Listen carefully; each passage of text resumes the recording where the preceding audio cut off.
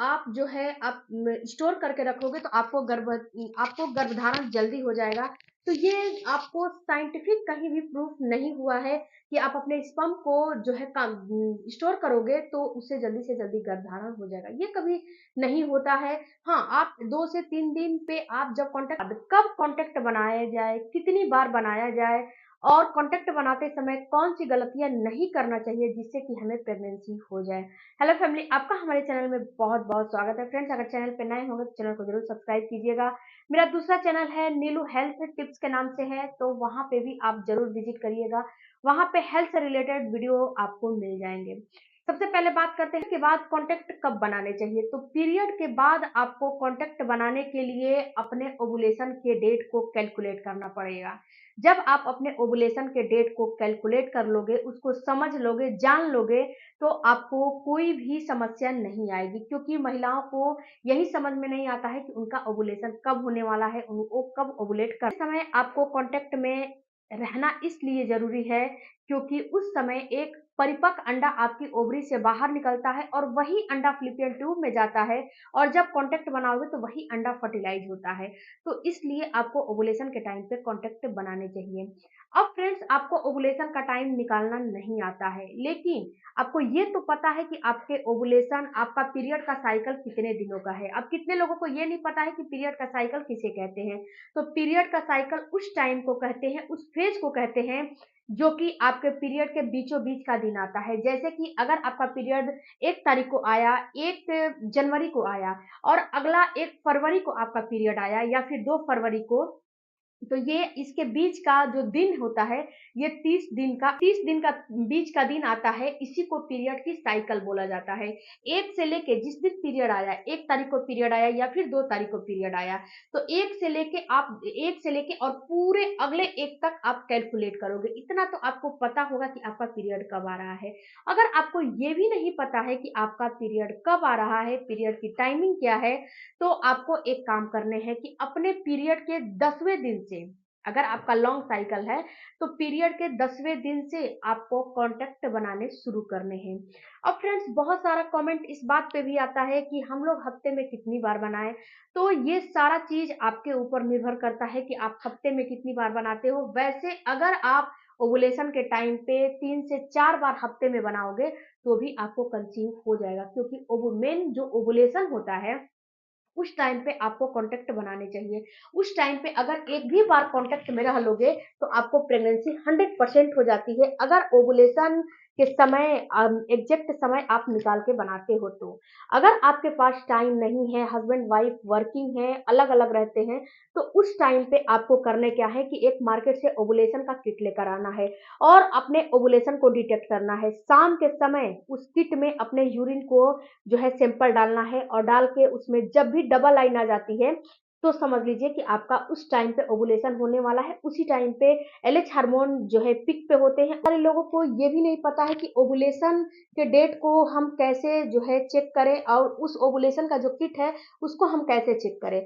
तो उसके लिए आपको करने क्या है कि आपका पीरियड अगर 28 दिन, 27 दिन, 30 दिन पे, 35 दिन पे आता है, तो पीरियड के 12वें दिन से अपने ओवुलेशन के किट का इस्तेमाल करना है। उसमें 4 से 5 पीस दिए होते हैं, तो आप उसको डेली शाम के वक़्त अपना ओवुलेशन किट के माध्यम से ओवुलेशन को डिटेक्ट करो, चेक करो, उसको चेक करो।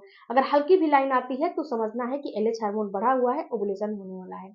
या फिर आप जो है एक और काम कर सकते हो कि अपने डॉक्टर्स के पास जा सकते हो। डॉक्टर वहाँ पे आपको फॉलिकुलर करेगी, फॉलिकल करके आपको बताएगी कि आपका अंडा अब रप्चर होने वाला है, आप जो है कॉन्टैक्ट बनाना शुरू करिए। डॉक्टर भी आपको बताएगी, अल्ट्रासाउंड वगैरह करती है और वहाँ पे उसमें अंडे की जो रप्चर होने की स्थिति है, उसको चेक किया जाता है कि अंडा आपका कब रप्चर होने वाला है। उसी के 1 से 2 दिन आस-पास आपको डॉक्टर बोलती है कि आप कॉन्टैक्ट बनाइए, ऐसे बना सकते हो। या फिर अगर आप साथ में रहते हो तो आपको पीरियड के 10वें दिन से, जब पीरियड आपके आते हैं उसके 8वें 10वें दिन से आपको 1 से 2 दिन गैप कर करके आपको कॉन्टैक्ट बनाने चाहिए। ये आपके लिए सही रहता है। अब बात करते हैं फ्रेंड्स, कि आपको अपने ओव्यूलेशन के डेट को कैसे समझने हैं। उसके बाद फ्रेंड्स, अब जो दूसरा आपका सवाल है कि हमें वीक में कितनी बार रहना चाहिए, तो ये आपके ऊपर डिपेंड करता है कि आप कितनी बार रहते हो। आपके ऊपर ही ये हर चीज डिपेंड करता है कि आप कब रहते हो, कितनी बार रहते हो, कितनी बार आपको जो है रहना चाहिए। तो केवल आपको 1 से 2 बार रहना चाहिए, उसमें ही आपको प्रेगनेंसी हो जाती है। सभी लोगों का ये भी सवाल है कि हम जब ओवुलेशन का डेट हम कैलकुलेट करते हैं, उसके हम 4 से 5 दिन पहले ही अपने स्पर्म को स्टोर करके रखते हैं, हमें तुरंत की तुरंत प्रेगनेंसी हो जाए। हम जब कांटेक्ट में नहीं रहेंगे तो हमारा स्पर्म जो है स्टोर होता रहेगा। तो ऐसा कुछ कोई भी साइंटिफिक इसका प्रमाण नहीं मिला है कि अगर आप कांटेक्ट में नहीं रहते हो, महीनों नहीं रहते हो और केवल ओवुलेशन के टाइम पे कांटेक्ट में ही हो जाएगा, तो ये आपको साइंटिफिक कहीं भी प्रूफ नहीं हुआ है कि आप अपने स्पर्म को जो है काम स्टोर करोगे तो उससे जल्दी से जल्दी गर्भधारण हो जाएगा। ये कभी नहीं होता है। हाँ, आप 2 से 3 दिन पे आप जब कांटेक्ट बनाओगे तो इससे प्रेगनेंसी होने के चांस बढ़ जाते हैं। अब बात करते हैं फ्रेंड्स, बनाने के बाद आपको वहीं पे लेग अप डबल पोजीशन में थोड़ी देर के लिए जो है आपको हो जाने चाहिए। उसके बाद अपने कमर के नीचे, अपने हिप के नीचे पिलो का इस्तेमाल जरूर करने चाहिए।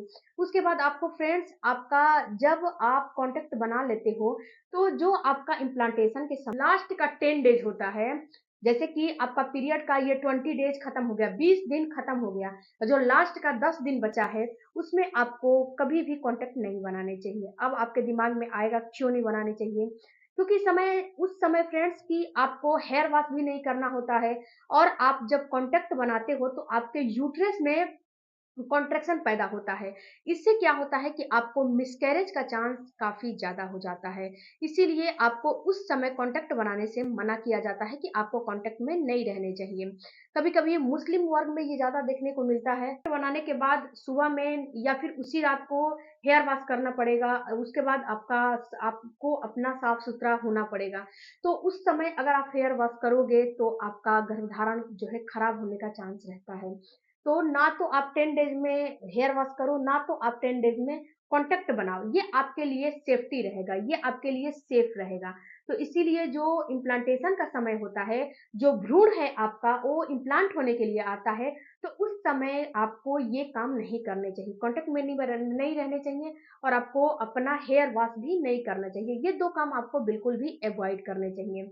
उसके पहले आप जो 20 डेज बचे हैं, पीरियड जब खत्म हो जाते हैं, उसके बाद आप जो है कभी भी कॉन्टैक्ट बनाओ, उसमें आपको कोई भी परेशानी नहीं है। लेकिन ये 10 डेज में आपको बिल्कुल भी दिक्कत होती है, आपको प्रेगनेंसी हो भी जाती है तो मिसकैरेज होने का खतरा काफ़ी ज़्यादा होता है। इसीलिए आपको ये हाइली रिकमेंडेशन मना किया जाता है कि आपको कॉन्टैक्ट नहीं बनाने चाहिए। आई होप फ्रेंड्स कि ये वीडियो अच्छा लगा होगा तो चैनल को सब्सक्राइब कीजिएगा। मिलती हूँ अगले वीडियो में, तब तक थैंक यू फॉर वॉचिंग। कोई भी इस वीडियो से रिलेटेड आपका कमेंट होगा तो कमेंट बॉक्स में ज़रूर दीजिए।